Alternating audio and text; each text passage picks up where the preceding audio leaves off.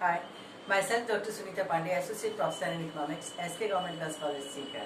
Students, today we are going to study about elasticity of demand, मांग की लोच। इससे पूर्व के वीडियोज में हम मांग के नियम और साथ ही साथ यूटिलिटी एनालिसिस में कीमत प्रभाव, प्रतिस्थापन प्रभाव, आय प्रभाव के बारे में पढ़ चुके हैं। आज की इस वीडियो में हम मांग की लोच के बारे में पढ़ेंगे। मांग की लोच किसे कहते हैं, इससे पहले हम ये जान लें कि जो मांग है वह किन चीजों पर डिपेंड करती है। सो dx is a function of px, py and m। Specially किसी वस्तु की मांग, उस वस्तु की कीमत, अन्य वस्तुओं की कीमतों और आय, इन तीन चरों पर मुख्य रूप से निर्भर करती है। अब हम आते हैं मांग की लोच पर। मांग की लोच किसे कहा जाता है? हमने पहले के वीडियोस में मांग के नियम के बारे में पढ़ा था, जहां पर मांग का नियम ये कहता है कि किसी भी वस्तु की मांग और उसकी कीमत के मध्य विपरीत संबंध पाया जाता है। जब कीमत में वृद्धि होती है तो मांग में कमी होती है, और जब कीमत घटती है तो मांग में वृद्धि होती है। ये है मांग का नियम। लेकिन मांग की लोच में हम ये पढ़ेंगे कि कीमत में कितने प्रतिशत परिवर्तन होने पर मांग में कितने प्रतिशत परिवर्तन होता है। यानी मांग की लोच के अंतर्गत हम मांग और कीमत के मध्य आनुपातिक संबंध के बारे में पढ़ते हैं। अब हम पुनः इस डिमांड फंक्शन पे आते हैं कि मांग फलन ये कह रहा है कि किसी वस्तु की मांग स्पेशली तीन चरों px, py और m पर डिपेंड करती है। यानी किसी भी वस्तु की मांग में परिवर्तन स्वयं उस वस्तु की कीमत में परिवर्तन होने पर होता है, साथ ही साथ दूसरी वस्तुओं की कीमतों में परिवर्तन होने पर होता है, और इसके अलावा एक उपभोक्ता की आय में परिवर्तन होने पर भी उसकी उस किसी पर्टिकुलर वस्तु की मांग में परिवर्तन होता है। इन्हीं तीनों चरों के संदर्भ में हम मांग की लोच को मुख्य रूप से तीन प्रकार से पढ़ते हैं, और वो तीन प्रकार की मांग की लोच है। सबसे पहले dx is a function of px, यानी संबंधित वस्तु की कीमत में परिवर्तन होने पर जब वस्तु की मांग में परिवर्तन होता है तो हम उसे प्राइस इलास्टिसिटी यानी मांग की कीमत लोच के नाम से अध्ययन करते हैं।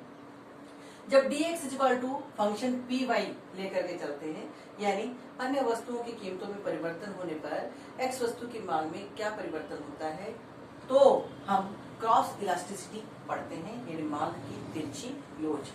और इसके पश्चात dx is a function of m, यानी वस्तु की मांग आय पर निर्भर करती है। अर्थात जब एक उपभोक्ता की आमदनी में परिवर्तन होता है, उसकी मौद्रिक आय जब बढ़ती या घटती है तो उसके द्वारा मांगी जाने वाली वस्तुओं की मात्रा में भी कमी या वृद्धि होती है।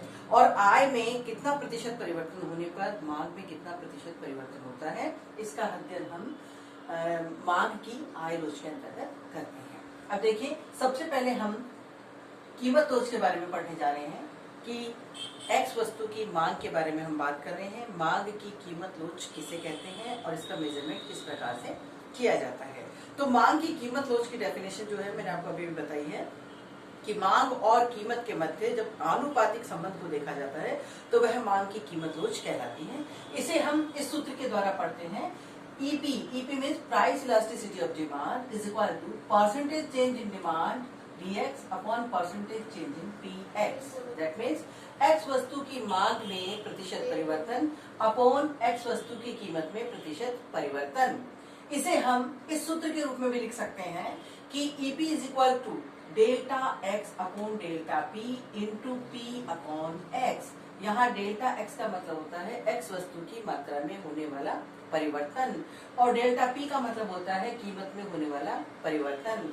P मीन्स इनिशियल प्राइस यानी प्रारंभिक कीमत, और X यानी इनिशियल क्वांटिटी अर्थात प्रारंभिक वस्तु की मात्रा।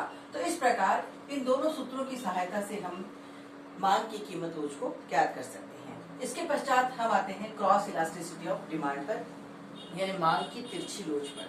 मांग की तिरछी लोच को जैसे मैंने अभी थोड़ी देर पहले परिभाषित किया था कि एक पर्टिकुलर वस्तु की मांग अन्य वस्तुओं की कीमतों से भी प्रभावित होती है। अर्थात जब मार्केट में दूसरी वस्तुओं की कीमतों में कमी या वृद्धि होती है तो इसका प्रभाव किसी अन्य वस्तु पर भी पड़ता है, एक वस्तु की मांग पर भी पड़ता है। जैसे यदि हम X वस्तु की बात करते हैं तो X वस्तु की मांग पर Y वस्तु, Z वस्तु की कीमतों में परिवर्तन होने का भी प्रभाव पड़ता है। अभी डिपेंड करता है कि वस्तु किस प्रकार की है। उससे पहले हम एक बार सूत्र पर ध्यान दें कि क्रॉस इलास्टिसिटी को ज्ञात करने का सूत्र क्या है, और वो फार्मूला है, इसको हम EXY लिखते हैं। Cross elasticity of demand is equal to delta x upon delta pi PY into PY upon x। Delta x means x की मात्रा में होने वाला परिवर्तन, डेल्टा PY मीन्स y वस्तु की कीमत में होने वाला परिवर्तन, PY यानी y वस्तु की इनिशियल प्राइस एंड x यानी x वस्तु की इनिशियल क्वांटिटी। अब ध्यान देने की बात यह है कि क्रॉस इलास्टिसिटी ज्ञात करने के लिए हमें वस्तु की श्रेणियों के बारे में भी पता होना जरूरी है।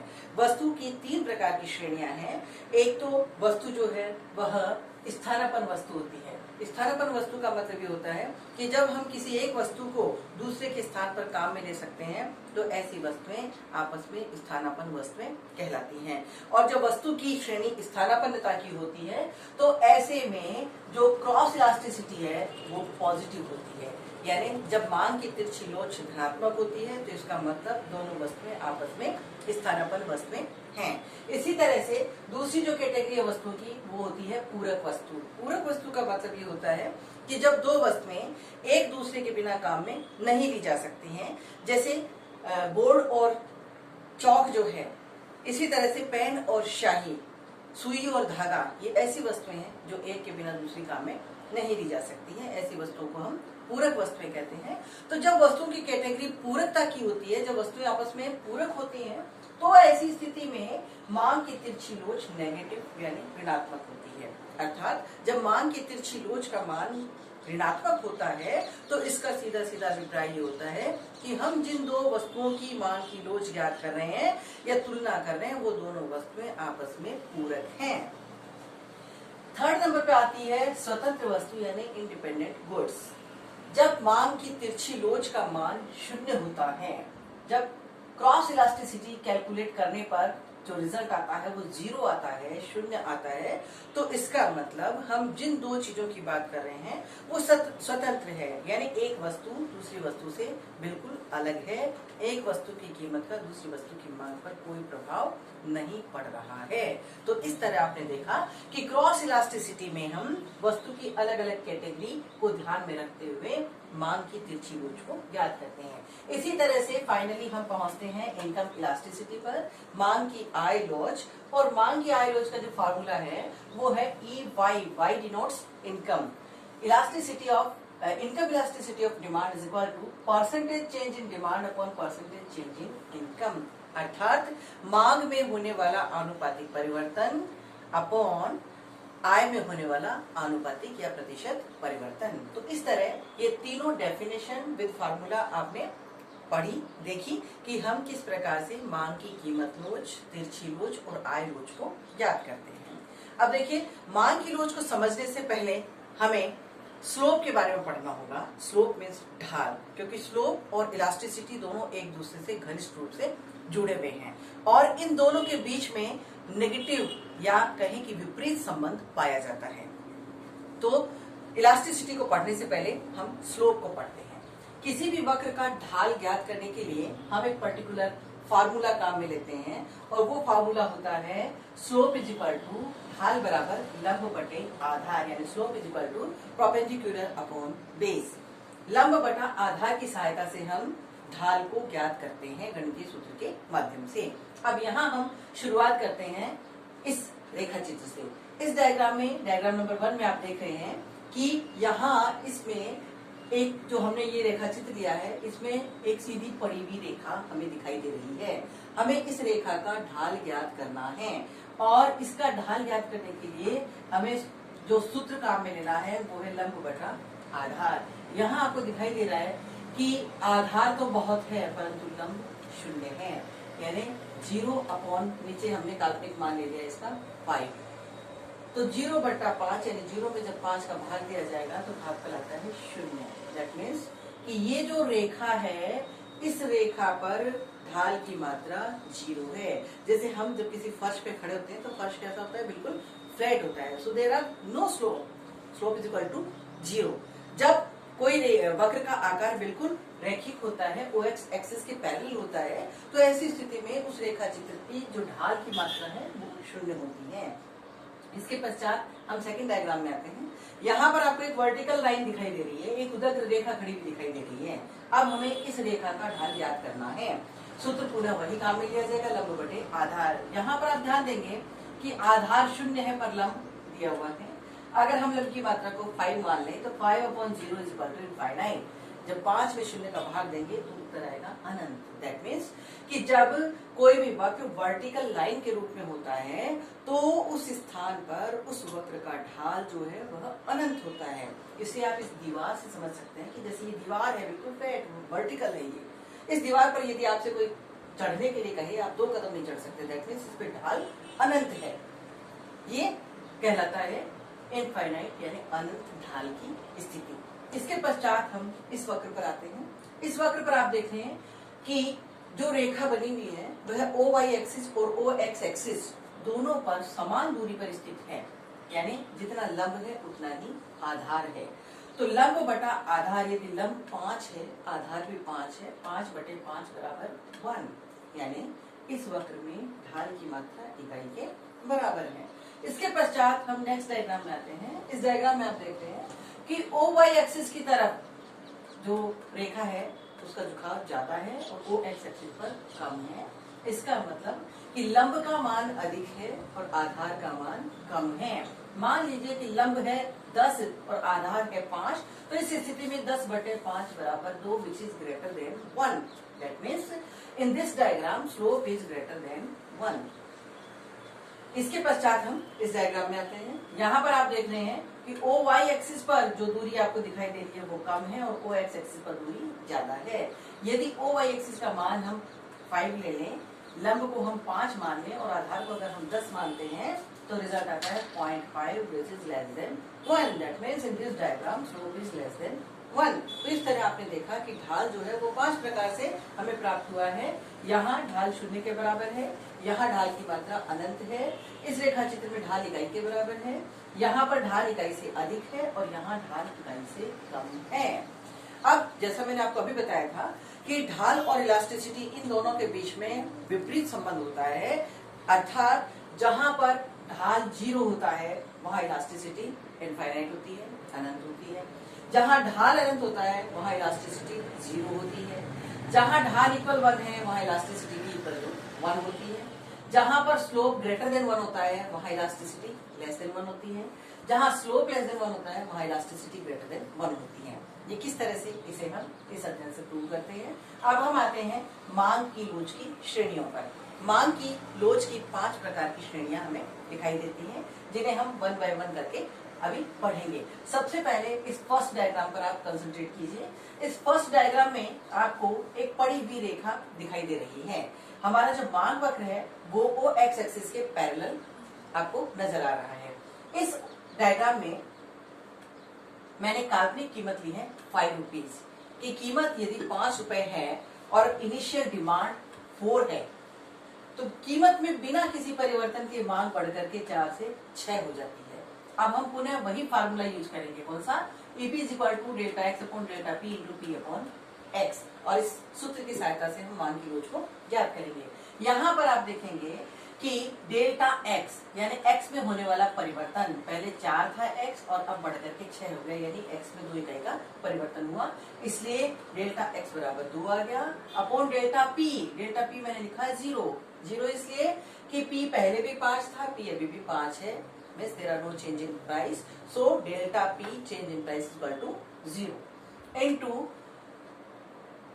P upon X। Initial price 5 rupees थी इसलिए यहाँ 5 लिखा है और इनिशियल डिमांड जो है वो 4 थी इसलिए यहाँ पर 4 लिखा है। तो 10/0 बराबर अनंत।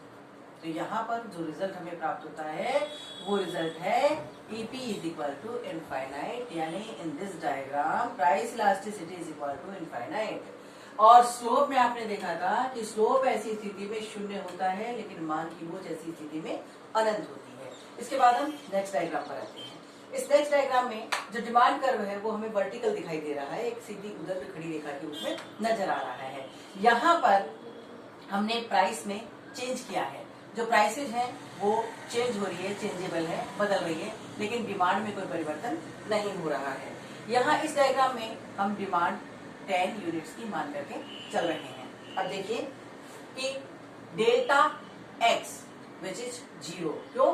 क्योंकि x में कोई परिवर्तन नहीं हो रहा है, x पहले भी 10 था, x अभी भी 10 है, इसलिए डेल्टा x का मान आ जाता है 0। प्राइसेस पहले 5 थी और अब 10 हो रही हैं, यानी कीमत में जो परिवर्तन हो रहा है, यदि हम 10 से स्टार्ट करें कि सपोज इनिशियल प्राइस 10 रुपीज है और अब प्राइस डिक्रीज हो जाती है, कीमत 10 से घट करके 5 रुपए हो जाती है, तो भी मांग में कोई परिवर्तन नहीं हो रहा है। तो यहाँ पर प्राइसेस 5 रुपीज डिक्रीज हुई हैं, तो यहाँ जो मान है प्राइसेस का डेल्टा पी वो आ जाता है -5। आपको ये ध्यान रखना चाहिए कि प्राइस इलास्टिसिटी का जो मेजरमेंट है, मान है, वो हमेशा नेगेटिव होता है, और नेगेटिव इसलिए होता है because there are negative relationship between demand and price. जब कीमत बढ़ती है मांग घटती है, जब कीमत घटती है तो मांग बढ़ती है, इसलिए मांग की कीमत रोज का मान हमेशा ऋणात्मक होगा, नेगेटिव होगा। तो यहाँ आप देख रहे हैं कि इस प्रॉब्लम को जब हम सॉल्व करते हैं तो इसका सोल्यूशन हमें प्राप्त होता है 0। That means price elasticity is equal to 0। कब? जब मान वक्र वर्टिकल हो। इसके पश्चात हम नेक्स्ट डायग्राम में आते हैं। यहाँ इस डायग्राम में आप देखेंगे कि आपको जो इनिशियल क्वांटिटी नजर आ रही है वो है 4 यूनिट्स और इनिशियल प्राइस है 4 रुपीज। 4 रुपए कीमत होने पर x की 4 इकाइयां मांगी जाती है। जब कीमत 4 से घट करके 2 रुपए हो जाती है तो मांग 4 से बढ़ करके 6 रुपए हो जाती है। अब यहाँ पर जो डेल्टा x है वो है 2, डेल्टा p ये भी 2 into p, initial price 4 and initial quantity 4, so 2/2 into 4/4 is equal to 1, यानी इस रेखा चित्र में मांग की कीमत रोज इकाई के बराबर है। इसके पश्चात हम नेक्स्ट डायग्राम पर आते हैं, और नेक्स्ट डायग्राम में आप देखेंगे कि ये जो रेखा चित्र है, इस रेखा चित्र में आपको दिखाई दे रहा है कि प्रारंभिक कीमत यदि हम 4 रुपीज माने और प्रारंभिक मात्रा 5 यूनिट्स माने, अगर कीमत 4 रुपए से घट करके 3 रुपए हो जाती है, अर्थात कीमतों में यदि 25% की कमी हो जाती है, तो मांग जो है वो 5 से बढ़ करके 10 हो जाती है, यानी मांग दुगनी हो जाती है, मांग में 100% की वृद्धि हो जाती है। तो यहाँ पर हम फार्मूले में इसको अप्लाई करेंगे। Then EP is equal to delta x, जो पहले x 5 था अब 10 है, यानी डेल्टा x का मान आ गया 5। डेल्टा p पहले 4 था, p अब 3 हो गया, तो डेल्टा p आ रहा हमारा -1, इसलिए यहाँ पर डेल्टा p जो है ये लिखा जाएगा -1। फिर जो प्रारंभिक कीमत है वो है 4 और प्रारंभिक मात्रा है 5, यानी 4/5। इस प्रॉब्लम को जब हम सॉल्व करते हैं तो मान आता है -4। इसका मतलब ये हुआ कि 4 is greater than 1, that means in this diagram price elasticity is greater than 1। and last and finally इस डायग्राम पर हम ध्यान देंगे। इस डायग्राम में अगर हम गौर करें तो इनिशियल प्राइस 8 रुपीज दी हुई है और इनिशियल क्वांटिटी 2 है। यदि प्राइसेस 8 से रिड्यूस होकर के 2 रुपए पे आ जाती है, कीमतों में यदि कमी हो जाती है, कीमत में कमी जो है 75% रिड्यूस हो रही है प्राइसेस, तो मांग जो है वो 2 से बढ़कर के 3 हो रही है। That means increase in demand is only 50% और प्राइसेस रिड्यूस हो रही है 75%। इसे जब हम फार्मूले में फीड करेंगे तो आप देखेंगे कि डेल्टा एक्स जो है वो है 1, लेकिन डेल्टा पी -6 है। इनिशियल प्राइस 8 रुपीज है और इनिशियल क्वांटिटी 2 है। इस प्रॉब्लम को जब हम सॉल्व करते हैं तो हमें जो रिजल्ट मिलता है वो है -0.66 which is less than 1। So in this diagram price elasticity is less than 1। तो इस तरह आपने देखा कि मांग की लोच की 5 श्रेणियां हमें दिखाई देती हैं। इन 5 श्रेणियों में से ये जो 2 श्रेणियां हैं, यानी whether price elasticity is infinite and price elasticity is 0, ये दोनों ही स्थितियां अव्यवहारिक स्थितियां हैं। अर्थात व्यवहारिक जगत में ना तो कहीं मांग की लोच पूर्णतया लोचदार दिखाई देती है और ना ही पूर्णतया बेलोचदार दिखाई देती है। कहने का मतलब ये है कि कभी ऐसा नहीं होता है कि कीमत में बिना किसी परिवर्तन के मांग में बहुत अधिक परिवर्तन हो जाए, और कभी ऐसा भी नहीं होता है कि कीमत में बहुत अधिक परिवर्तन हो जाए और मांग में बिल्कुल भी परिवर्तन नहीं हो। तो इस तरह की स्थितियां व्यवहारिक जगत में विद्यमान नहीं होती है, इसलिए EP is equal to 0 and infinite ये दोनों अव्यवहारिक स्थिति है, और व्यवहारिक रूप में EP is equal to 1, E is greater than 1 and E is less than 1 की स्थितियां देखने को मिलती हैं। ये जो 3 श्रेणियां हैं, इन तीनों श्रेणियों को इसको हम EP इज इक्वल टू 1 यानी इकाई के बराबर जो मांग की लोच होती है इसको हम लोचदार मांग कहते हैं। Whether EP is greater than 1 तो ये अत्यधिक लोचदार मांग कहलाती है, and whether EP is less than 1 तो यह अत्यधिक विलोचदार मांग कहलाती है। तो आज आपने मांग की लोच की परिभाषा और मांग की लोच की विभिन्न श्रेणियों और स्वरूप के बारे में पढ़ा।